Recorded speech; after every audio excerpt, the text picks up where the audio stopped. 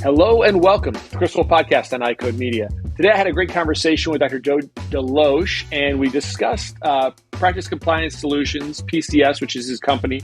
But mainly what we did was we talked about the things that he's learned over the years in helping optometric practices comply with healthcare regulation and overarching law. So it was a lot of fun for me. It's always fun to talk to Joe. If you haven't listened to Joe or encountered him, he's awesome. He's a wealth of knowledge.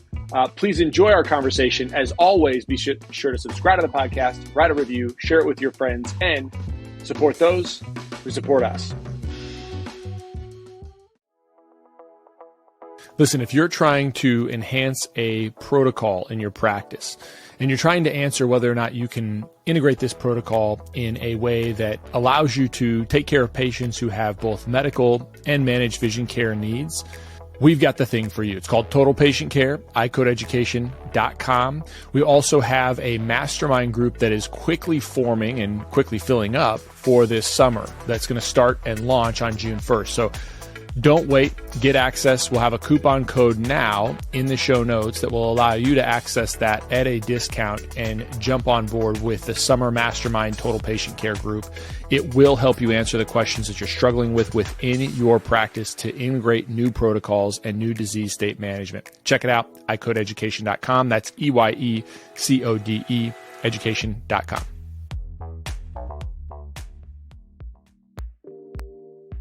As you know, patients with vitreous floaters are often frustrated by their symptoms.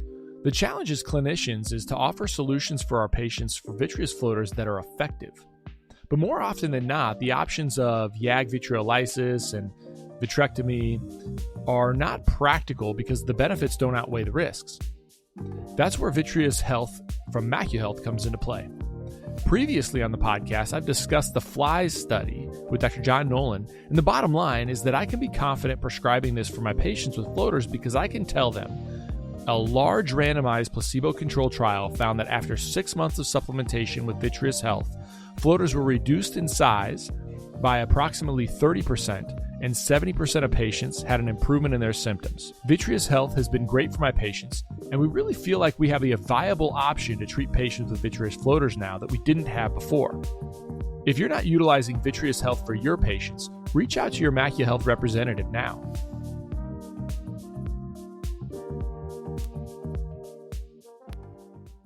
Well, so Joe, I think what would be a really fun conversation to have would be, you and I have had these conversations before. I love your conversations about the horror stories. I was talking to my dad last week, and, we were talking about like the things that doctors fear. And one of the things that I think will happen is we fear like overcoding, right? That's the one thing that we always think about is like, all right, well, if I code a level 4 and it should have been a level 3, the doctors just like kind of don't do that, and they think, oh, I'm going to jail. But that's not really like a big fear thing, right? If it's an honest mistake and it's and the worst case, if it's honest, right? If it's not fraudulent, the worst case is that they come back and say, okay, well, you owe us this $15 per exam plus, the difference, whatever that difference was, plus penalties, right? Or maybe a small penalty, and it could add up. But the real thing that's going to cost dollars for doctors is not that overcoding situation. The real thing that's going to cost doctors dollars is the compliance issues that you're a wonk in. So that's really what I thought would be fun to talk about is the stuff of like, the HIPAA violations, the OSHA violations, and some of the horror stories you've seen. Yeah, we can do that. Throw HR in there as well, because that's probably one of the biggest things that we're dealing with. I mean, I've had Joe, talk about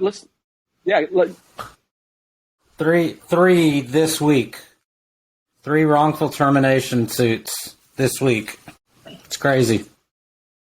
What happens in those scenarios? Okay, so not being specific with that case names, that kind of stuff, but where do people go wrong with wrongful terminations related to HR? And yeah, we'll start there. So sometimes it's not a matter of going wrong. So you can really answer it 2 ways. I mean, can you get a wrongful termination because you didn't do things the right way? Absolutely.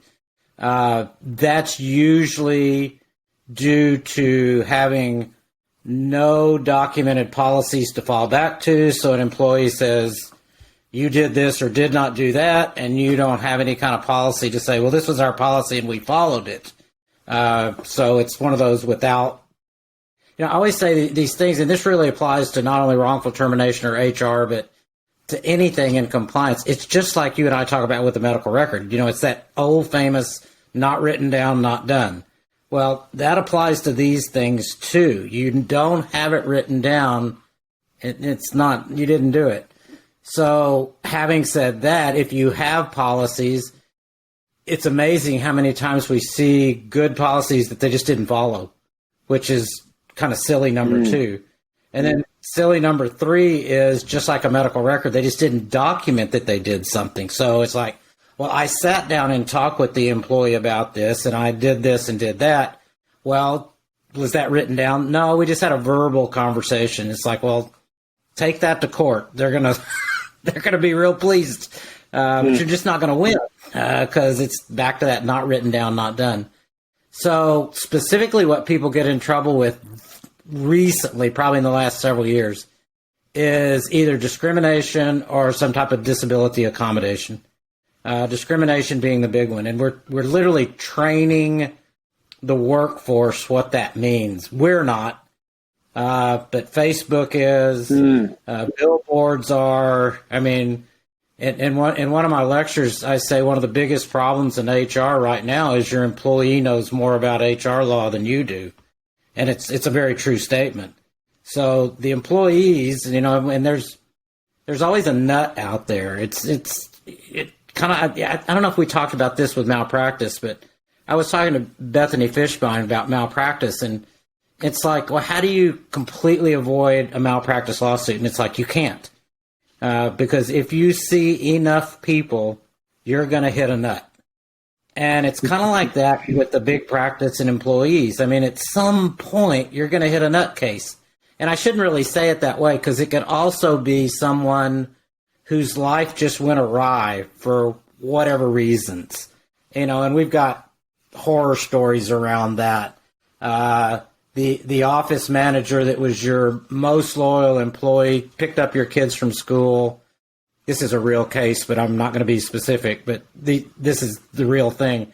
Picked them up, did your banking for you, worked for you for 35 years, then ends up in a nasty divorce, gets in a rebound relationship with a crackhead boyfriend, and he's stealing all her money, and she's in rebound, and so she starts stealing from the practice. And, these are ugly, ugly stories, but I put them all in the category of life, because that's just life happens. And by the grace of God, some of us don't ruin our lives, and some people do.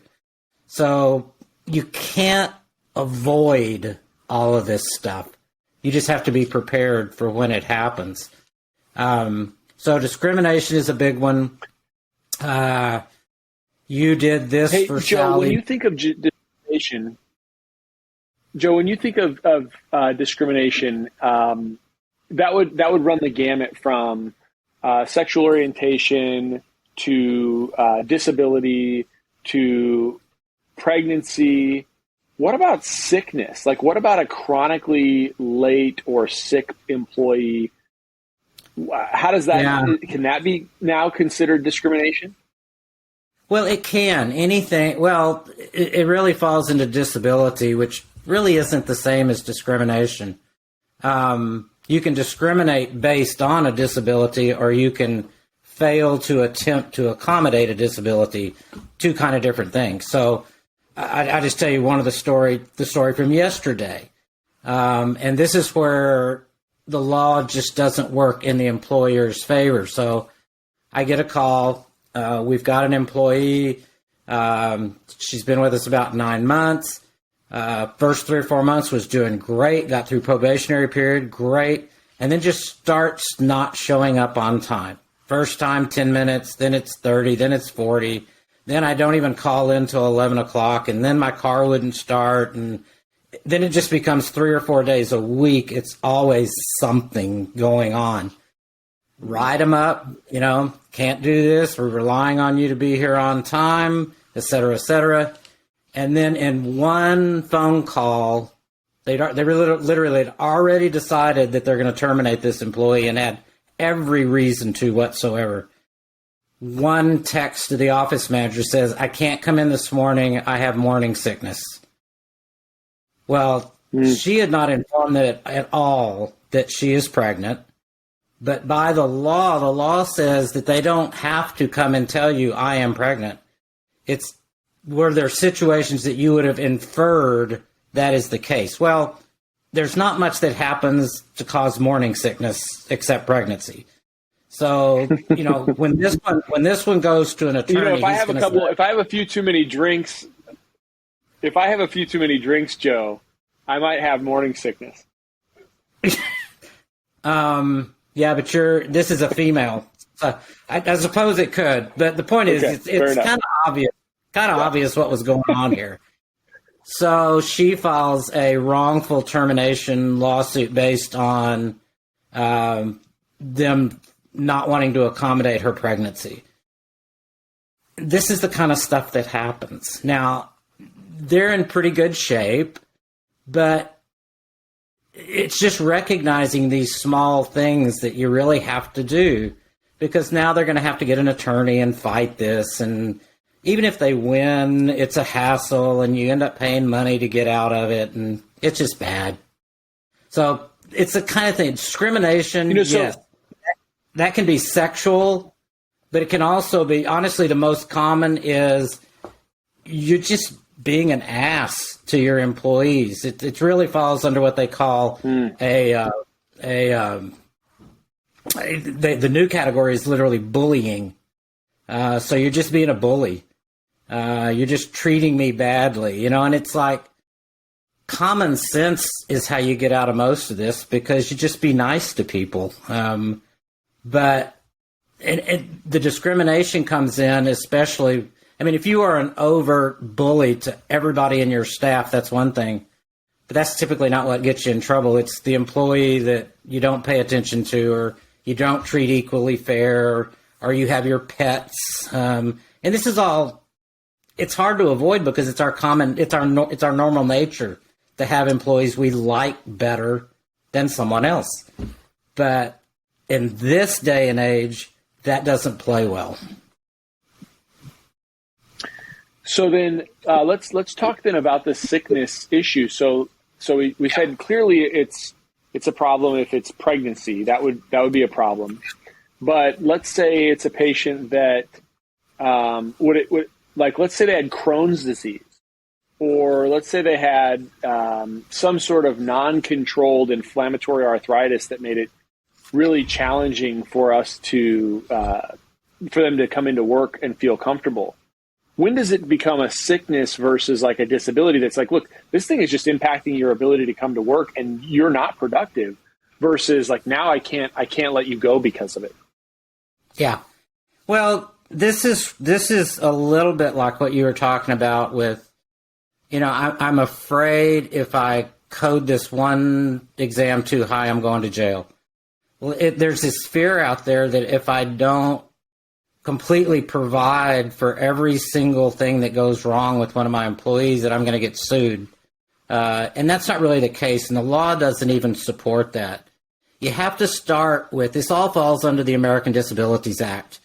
And the first thing in that law is that it only applies if you have 15 or more employees. Now, having said that, I'm going to say erase what I just said, because the courts are really not following the law anymore. They're kind of saying, I don't care how small or how big you are, it's your job to try to help people. Now, the law really gives everyone an out by a very stated clause that says you need to make a reasonable attempt to accommodate, as long as it does not impose some undue hardship on the practice. Well, reasonable and undue hardship are the two terms that are problematic because they're subjective terms. But the law usually is not overbearing on this. So let's use your Crohn's example. I've got Crohn's and I'm having trouble in the morning and I have to take off half a day more often, or I'm coming in late more often, or I have to leave because it's acting up. Now, let's say that you're not this massive 50 employee practice. Let's get those out of the way, because the law is more onerous the bigger you are.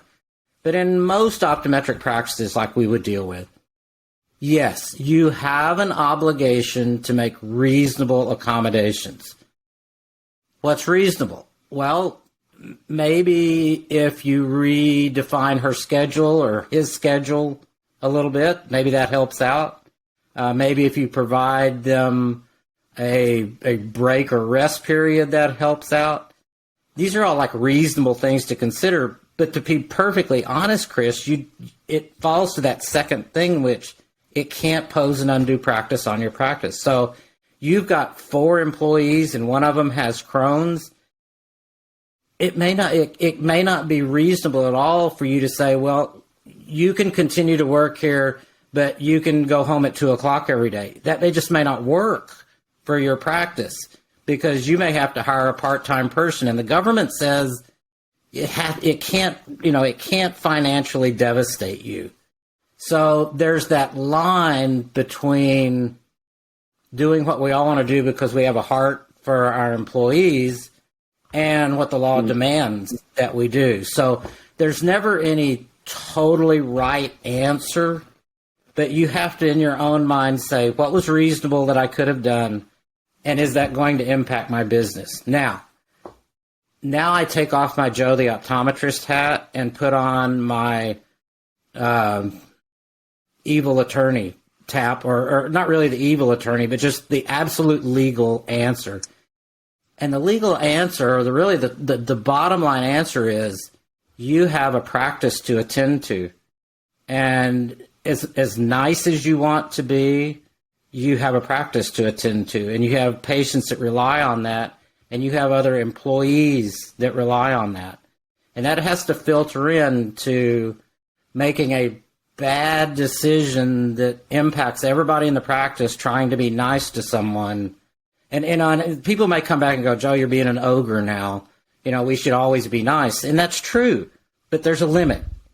And you can't hurt your practice because, the law allows you at a point in time to say, I'm really, really sorry that this is affecting you, but this is not fitting in with what we need for our practice anymore, and we're going to have to let you go. And that's not wrongful termination, and that's not meeting disability requirements. That's reasonable and undue harm to the practice. So it's a fine line, and sometimes legal counsel helps with that, and sometimes just talking it out with some HR person or, some of us that deal with this helps come to a better decision.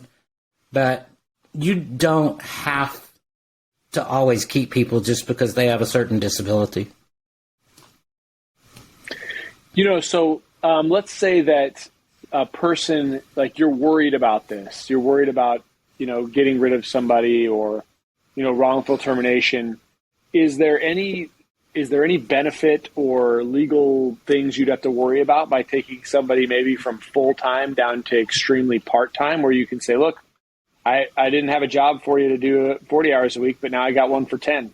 So if you want to keep the job, no benefits, blah, blah, blah, blah. Is there any pitfalls in that, if you're really worried about something like that? No, and the decision really has to be, I'm just going to assume you're doing that because this really is the situation in the practice. I can keep you 10 hours or whatever, or am I doing that just to try to run you off? And, really, really good attorneys I think the other question, I think that's the question is like, let's say this person is not working out. There was the situation you described. Patient was late, chronically late, goes for weeks, months. I don't correct it very well. And then they say, well, I've got morning sickness. And you say, look, we're downsizing and we'd love to keep you, but we can only keep you at this level. And, now all this, and you're just kind of trying to eke them out. You're saying an attorney is going to be able to spot that. Well, a lot of it, so I can go back to this exact case. A lot of it's going to be what has been your nature. I mean, so in this particular case, when I said they're going to be okay, they've had 3 pregnant employees in the last 2 years, and they treated them all very well. They did not just pay them for 6 weeks or anything like that, but they did everything they could, and they had their job come back to if they could. So there's a history there of how you acted. Discrimination would be absolutely, this is the way I normally do it, but in your case, I'm not going to. And that's where you have to defend, And so now it's like, well, my defense is she's a lousy employee, and I don't want to keep her. But unfortunately, when you get into these discrimination, disability things, the court is going to be on their side for sure, every single time. So let's summarize the staffing issues pretty quickly, and then obviously PCS can help with some of this stuff. But preventing that situation is be nice to people, be nice to your team, treat them all fairly. Yep. Write them up appropriately when they need corrective action. Yeah. What am I missing? Have good policies in place. That's right. Make sure those not hard. Make sure those policies are compliant with your state. Which, in your state, they don't really bug employers too much. But some states have more state laws than federal laws. So we see a lot of HR manuals that are, I call them handed down through the ages. It was the one that the guy had when they bought the practice, and then they gave it, they sent it over to Chris, and he looked at it and said, change this, and they sent it to Joe, and change this, and you end up with this hybrid something at the end that breaks about half the laws. So make sure it's a current, up-to-date, legal document compliant with all the laws. That's the biggest defense you have. And then the second defense is follow it. Follow it. And then you're right. Be nice to people. Why not? I mean, goodness.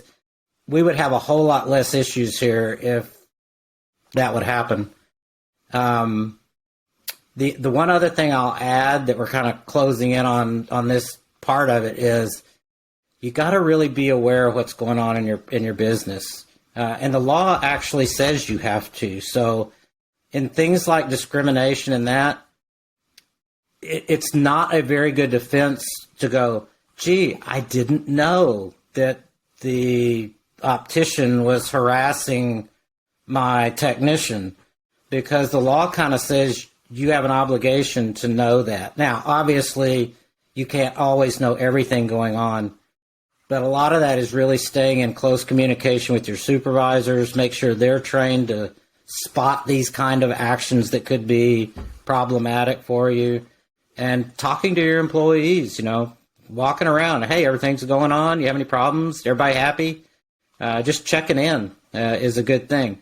But you do kind of have an obligation to know what's going on inside your business. Cool. Thanks. All right. So let's talk HIPAA.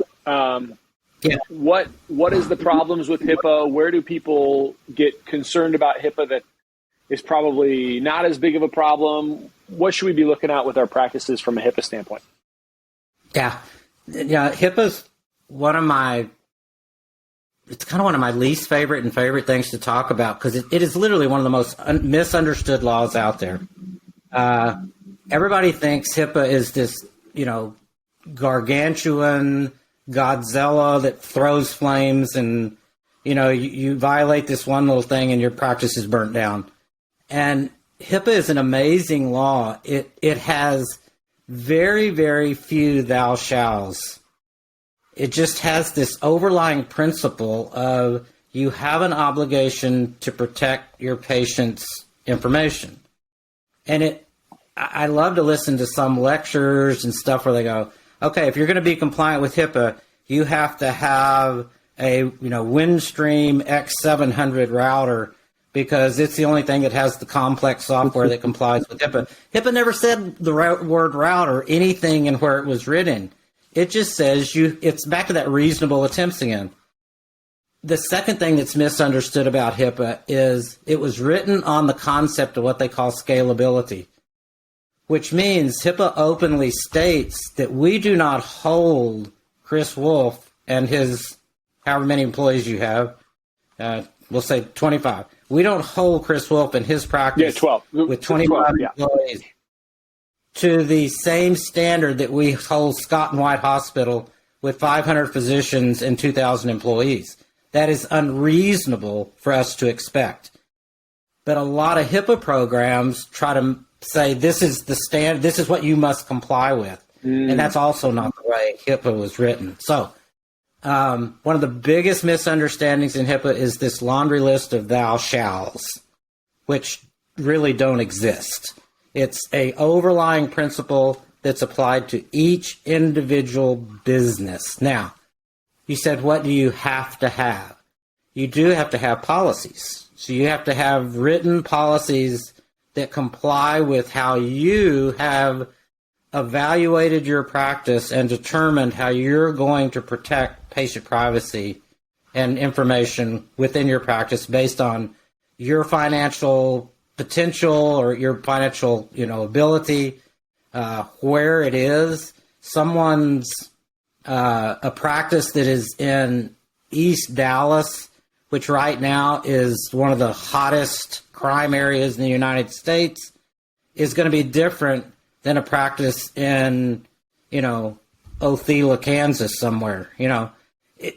All of that is taken into consideration in HIPAA. It's not a boilerplate law. It's how does it relate to you individually. So you got to have policies. They have to be based on your business. You definitely have to conduct a risk assessment, a security risk assessment. But again, within that security risk assessment, there are almost no you have to. These are guidelines. How does that apply to your business? So HIPAA is a very, very, very interactive law. It's very interactive with your individual practice. And so if we make a boilerplate program that fixes Chris's practice and fixes the 600 physician hospital, Chris has got a very onerous job on his hands to complete. But that's not the way HIPAA was written.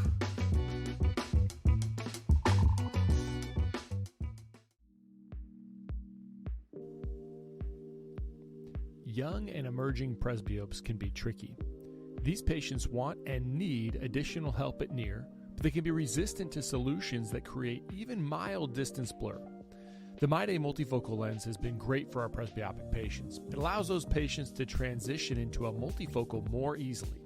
We've had this lens now for long enough that we've been able to see how simple transitions can be from an adaptation standpoint from lower ad designs to higher ad designs.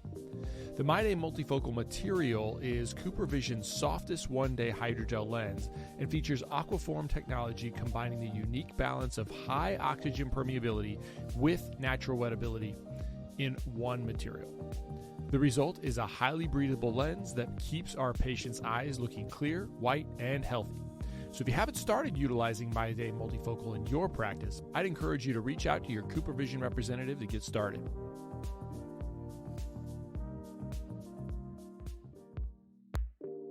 One of the challenging things with patients is that when they invest in a really high quality pair of glasses and customized lenses, occasionally it can be difficult to keep those lenses clean, scratch-free, and smudge-free. Now, we have the ability with Crizal Sapphire HR lenses to offer our patients a best-in-class anti-reflective coating that is also resistant to scratches, smudges, and deposits. This means that patients spend more time enjoying clear and comfortable vision and less time caring for their lenses. So remember that you can provide patients with the best in quality, best in class, transparency, clarity, durability, and UV protection in a single Crizal coating. If you want to learn more about Crizal Sapphire HR, contact your Essilor account executive or visit essilorpro.com/Crizal.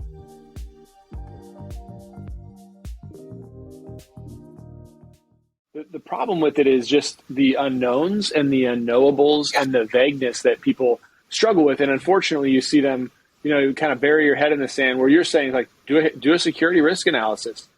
Yeah. Okay, you're fine. That's one step. Do that step. Have policies in place. One of the things that I encountered one time with a patient that, again, to your point, he knew more about HIPAA than I did, but he wanted to access his records. So he wanted to not only have us print off his records, he wanted to inspect his entire record in our office. Yeah. And I can't remember what it was related to. I would like to say this guy was having a bad day, but he was a weirdo. Just a total weirdo. And so he wanted to look through, and then he wanted to edit his record. Yeah. He wanted to actually change things in the record, which he has the ability to do. I didn't know that until we encountered this. So those are the kind of things within HIPAA that people probably don't really realize. Yeah. So I said there's not a lot of those. That most of the rules, could be half of them, relate to the exact topic you just brought up, which is access to medical records. And all of the new edits or the amendments that are coming in HIPAA are all more access the patient has to their records. But you're right. They do have 3 rights. They have a right to a copy of it, and it's a copy in whatever format they want. So they can say, I want it on a piece of paper, or I want it emailed to me, or whatever format they want. They do have the right to inspect in your office. Now, the law says they can't just walk in and demand that. It can be scheduled. They can be supervised. They can't just sit there at the keyboards. Matter of fact, they can't touch the keyboard. They can look at the record, but they really can't go manipulate it, which is the third point about they have the right to change it. And clarify that just a little bit. They have the right to ask you to change it, but they don't have the right to demand that you change it, because they can ask and you can say no. And, when people say, well, what should I say? In most cases, the answer is no. If your medical record was conducted correctly and they come in and say, you know what, I don't want the fact that I have migraine headaches in my history. It's like, well, I'm sorry. That's appropriate medical documentation. I'm not going to take that out of your record simply because you don't want it in there. Now, are you going to make people mad? Yes, but you said it. The people that come in and do this kind of case are the real outliers. And, I hate to kind of classify them this way, but they're almost like patients you would just as soon go down the road because they're kind of a grievance to your practice. But they do have those rights. They do absolutely have those rights. It's hard because, I say, okay, well, go ahead. Oh, the number one cause of a HIPAA complaint is failure to release their medical records. If you check with state boards, they'll tell you it's almost number one. If not the number one cause of a complaint with the state board is you wouldn't give me my records. Yeah, this particular, I classified him as crazy. I shouldn't say.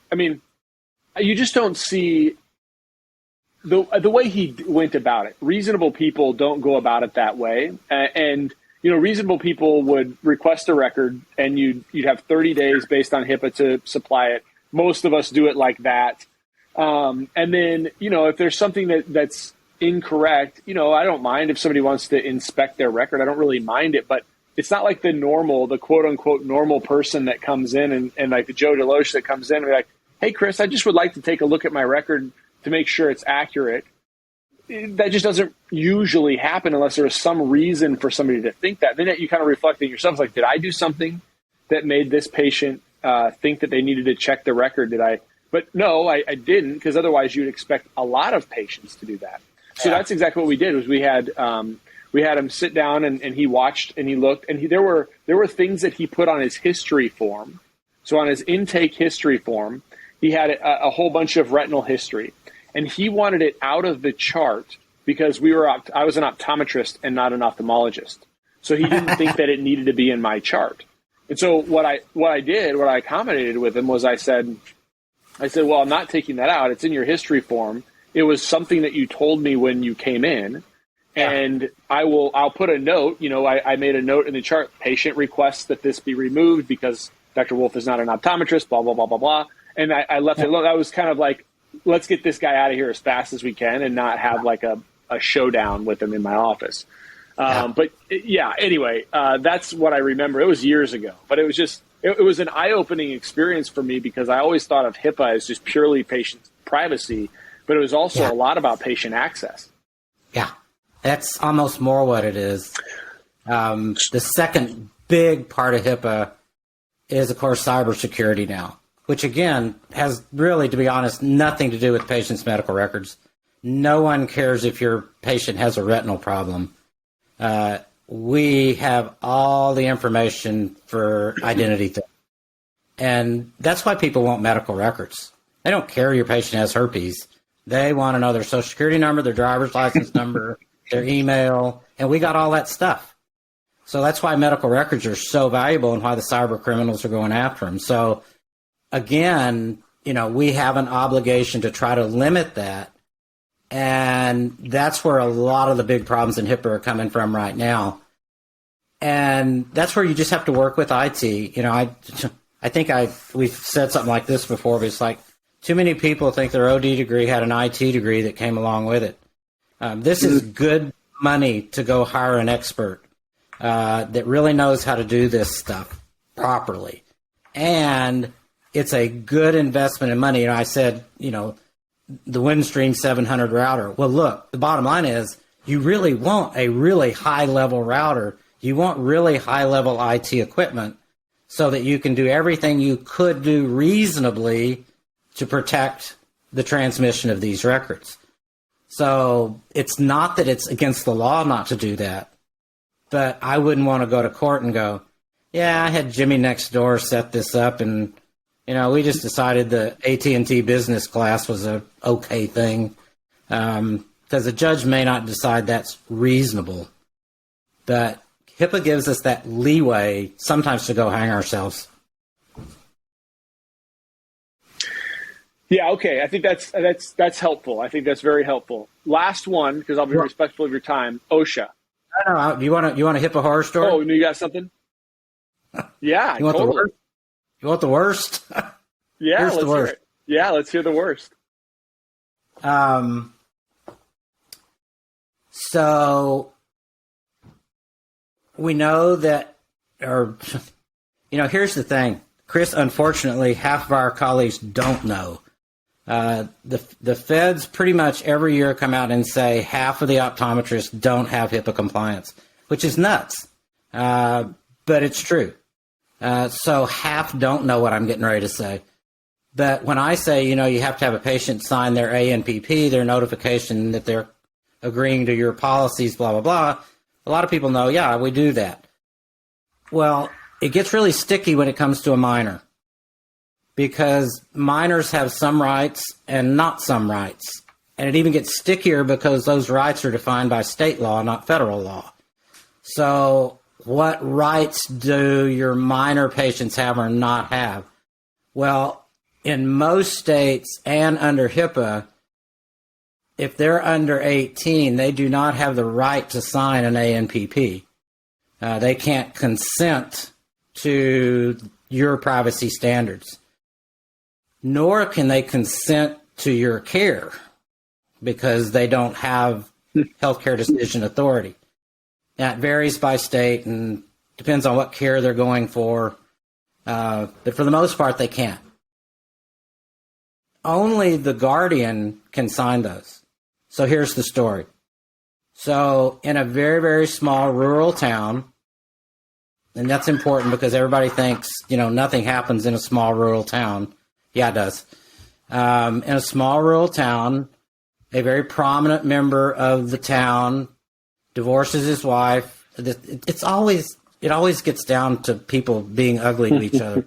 Divorces his wife, brings his hot new girlfriend in, tells his hot new girlfriend to take his two kids in to the doctor.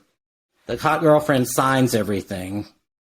And he tells her that mom has VSP on the kids. So just tell them, here's the VSP information, file it with mom. Mom gets the notification and basically calls in a rage. Now, at this point, mom is mad at who? Not the doctor. She's mad at... Okay, right. So she's getting back now. When people are in that situation, they fire off at anything in the way. Well, the doctor was in the way. So she files, number one, HIPAA privacy violation against the doctor, and secondarily, child molestation charges, because the doctor has no authority to examine the children. Yeah. Simply because they didn't know or didn't have an ANPP that protects them from this kind of situation. So there's just little things like that. And, you know, and I've literally had people say, yeah, you know, I read through HIPAA and just wrote my own stuff. It's like, heaven help you. Because there's so many little things like this. So that's a horror story. I mean, and it got lots worse, to be honest with you, because small town paper picked up on it immediately. Terrible. All over HIPAA. That's horrible. But really, it's not. See, that's the thing. It's not HIPAA. It's people being ugly to each other, which is unfortunately commonplace in our society now. HIPAA was just the vehicle to make it happen. But this is why you just have to have all the I's dotted and the T's crossed. Well, I think there's a lot more that we're seeing with that too. So here in Atlanta at Seco, I've met with a number of optometrists who have left the practice and left the practice of optometry. Most of them are relatively young, and I think a lot of it has to do with burnout. A lot of it has to do with COVID burnout and people just being nasty to each other over time. But you know, that's just a whole other conversation of the impact that it's having, not just on people, but on the profession. You know, I met with one person here who works in industry now, super nice, super well trained. You know, like it's almost like all of industry is getting our highest trained. You know, great school, great pedigree, great residency, and then they practice for a year or two, and then they go to industry. And which is fine. I don't knock them for it, but there's got to be something to what you're talking about in terms of just people not being nice to each other. That's making it so like, I don't want to mess with the public. I'm done with this. I'm not gonna see patients anymore. And that will be a problem for healthcare all over the country, not just in optometry. No. As a matter of fact, nothing we're talking about is unique to optometry. I mean, this is healthcare compliance for everyone, not just us. We just have a reputation not being a very compliant group, unfortunately. Do you think that's got to be more because we like you said, you know, we usually run relatively small businesses. We're basically try to be good to people. We try to take care of people. And then that taking care of people and being the old nice guy that just, you know, is just a good old guy, no policies, doesn't really matter. That's what gets us in trouble. That's what my suspicion would be. I think you're right. I mean, you just combine that with there's just so much tension and anger, you know, in society in general. And boy, we're going off on a whole nother topic now, but you're right. I mean, there's reasons that it's become. Or not has become, but let's say the potential is there for it to become less fun than maybe what you're doing right now and what I did for years. Because I had a blast. I know you have a blast. And the little nutcases like you described, I mean, you can brush those off. But, yeah, I mean, I think there's a certain amount of I need something to make my life good, and my job has to be part of that. And if it's not doing that, you know, I fly off somewhere else. And I'm not saying that's particularly a bad thing, but it does create scenarios like what you're talking about. You know, they go to work for industry, they run off to ophthalmology. Yeah. I do believe that we do have a lot of our bright and best, you know, going off out of private practice, which I know is my heart and your heart as well. So, but I don't know if we're going to solve that one today, Chris. Yeah, I know. No, I don't think we will. So I'll stay focused. Last one. OSHA. Give me an OSHA horror story, and then maybe like the top 2 or 3 things that optometric practices do that violate OSHA. Yeah. So the number one thing optometric practices do that violate OSHA is ignore it. So the estimates are about 20% of practices are compliant with OSHA. Some of that comes from a totally misguided thought of, I'm just a small business, I'm just an optometry thing, and it doesn't apply to me. And I just don't know how many times we can say that's just not true, because it applies. If you have a business and an employee, it applies to you. Whether you make widgets or provide eye care, it doesn't matter. So it does apply. OSHA is absolutely the gorilla in the room. It is the biggest, baddest agency in Washington and has the most power of any agency in Washington. People, HIPAA's a little mouse compared to OSHA. So what you have to do, it's the same, every one of these policy areas, whether it be OSHA or HIPAA or HR or patient discrimination issues, all these things, they all have the same answer. You got to have policies of how you do this in your practice, and you have to abide by them. Now, with OSHA, there are a bunch of thou shalls. It's not like HIPAA. So they have a bunch of rules, like you must have inventory of chemical lists. You must have SDS sheets that go with that. You must have fire protection plans in your office. You must have fire extinguishers that meet this code and how many and where they're hung and blah. It's just rule after rule after rule after rule. And so it's the hardest one to follow it at one level. On the other hand, they pretty much spell out what you're supposed to do, so it becomes a checklist to some degree. There's not as much ambiguity of, how do I protect my patient's privacy? With OSHA, it's really a big O checklist, but it's a big O checklist. And some of it is ridiculous, just absolutely ridiculous. And there's a huge checklist. You don't get a break because you're a small business. You get a break because of what you do. So, in other words, obviously, there's probably 100 pages of OSHA law related to crane operators and construction work. Has nothing to do with optometry. So you have to dig down through everything to say what applies to a small healthcare business. But they do. And they're even very different by state. If you have the ability to do lasers in your state, new OSHA issues. If you have the ability to do minor surgery, new OSHA issues. So it is a complex monster is really what it boils down to. Yeah, that's the one I think, like you said, probably needs to be worried about, but most people don't worry about it. Yeah, well, okay, Joe, you want the story? Yeah, I always hate to say this is the worst one because then everybody's like, "Oh, that's the worst one. Nothing else ever happens." But I mean, they happen all the time. But the worst ones are obviously the headlines. So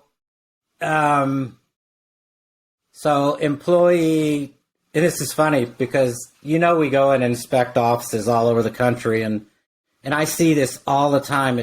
You have your contact lens room, and because we have so many contact lens samples and supplies now, they go all the way to the ceiling. And so we got step stools and ladders climbing up on these things, okay. So that sets the stage. Well, slips off the step ladder, twists the ankle, continues to work the rest of the day, but goes home, hurts like heck, goes to ER. Not a deal, sprained ankle. But the nurse in the ER says, "How'd you do this?" "Well, I stepped off a stool at work." "Oh, well, you need to ask them about their OSHA policies regarding ladders, which do exist. And she said, okay. So she goes back the next day limping and says, office manager, they asked that I should ask about OSHA policies.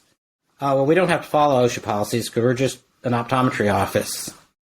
Oh, so, we have an online attorney that works 24/7 for free called Google. And all they have to do is go, does an optometry practice have to comply with Google? And the answer, of course, comes up in red letters. Yes, yes, yes, yes, yes, it does. So she goes back and says, well, I looked it up and we do. And they're like, well, you don't have to. And, of course, it goes from there. She gets an attorney. Not attorney, but she calls OSHA just to confirm. And they say, oh, absolutely. Where do you work? Which she tells them about 30 days later. What happens? OSHA shows up and says, we just want to look around and see what your OSHA policies are, blah, blah, blah, blah, blah. Well, here's where you take a government that's bad enough and apply really poor judgment, because they go tell the doctor that the OSHA people are here and want to talk to him. And he's like, tell them I'm behind and I'll catch up with these patients and then I'll talk to them. So they sit in his reception room an hour with their badges and their vests and their guns. So they're hot by the time he comes out. It's poor decision number one. So they say, we're here to look, we need to see your OSHA policy. And he goes, I don't have any of that stuff. And they're like, well, you're supposed to. And he goes, you know what? I can almost quote what he said. He said, you know what? OSHA's like a big old pain in the ass. And we do our best to run a nice business and take care of things. Y'all should be glad that we do as good a job that we do. They escort all the patients out of the building, send the staff home, and padlock his door shut. And he can go back into business when he can demonstrate that he is compliant with OSHA. So, combination of a really badass organization with really poor decision making. It's like, do not argue with the government about this stuff. So, yeah. So it's really bad. Yeah. Really when you get PR pulled over for speeding, your door. you don't. Yeah.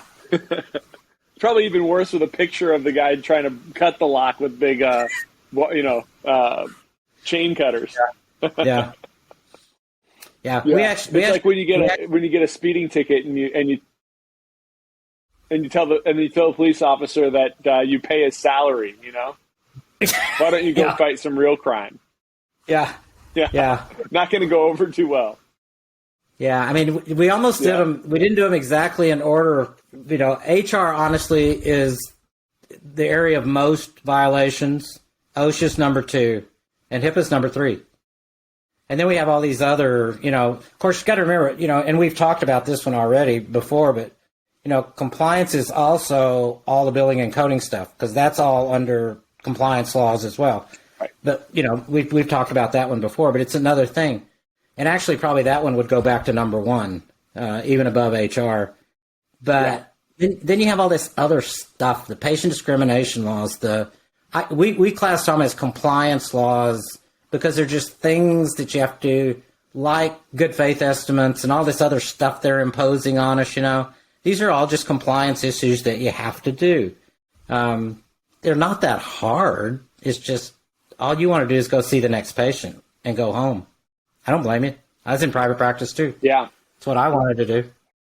Yeah. Well, yeah, I think that kind of lets us wrap this up. If you want to just see patients and you don't want to have to think too hard about compliance, Joe, where can people find you? That was a lead in. So you can go to www.practicecompliancesolutions.com, read all about the easy way to do all this stuff. And you open the door. So, the main thing, and I kind of alluded to this earlier, but the one advantage, well, there's several, but one of the biggest advantages of our company is we do take all of those laws and make them applicable to an optometry practice. So that makes it as simple as it can possibly be. And I'll contend makes it safer, because we cover like in HIPAA, we cover a lot of issues related to product sales, which a generic HIPAA program doesn't even recognize because that's not commonplace. Anyway, www.practicecompliance, or you can just email me directly, joe@pcscomply.com. I'll answer anybody's email. Just like you, we try to help as much as we can. Somebody wants an answer to something, they're not a client of PCS, I'm still going to try to help them, and then get them on the road to doing things the correct way. But, we're here to help people out, and the whole company is, owned and operated by optometrists, and we have a heart for our profession. So, we're here to help people. Awesome, Joe. I can attest to that. I can say that, I'm on a chat board with a bunch of other doctors, and a chat room or email distribution list, a listserv, that's what it is. And, and Lori Sorensen will, if I don't chime in with an answer quickly, Lori will get on and either say, "Hey, Chris, can you answer this?" Or she'll say, "Hey, Joe, can you," and I see an email that comes up. Joe DeLoach says, and he's right. Joe will get on the answer ASAP. And so I'm appreciative of that. I know there's a lot of people appreciative of that. Thanks so much for coming on again, Joe. Thanks for all you have done and are doing for the profession. I really appreciate it. We'll have to do this again in the future. I absolutely love talking to you, Chris. Anytime.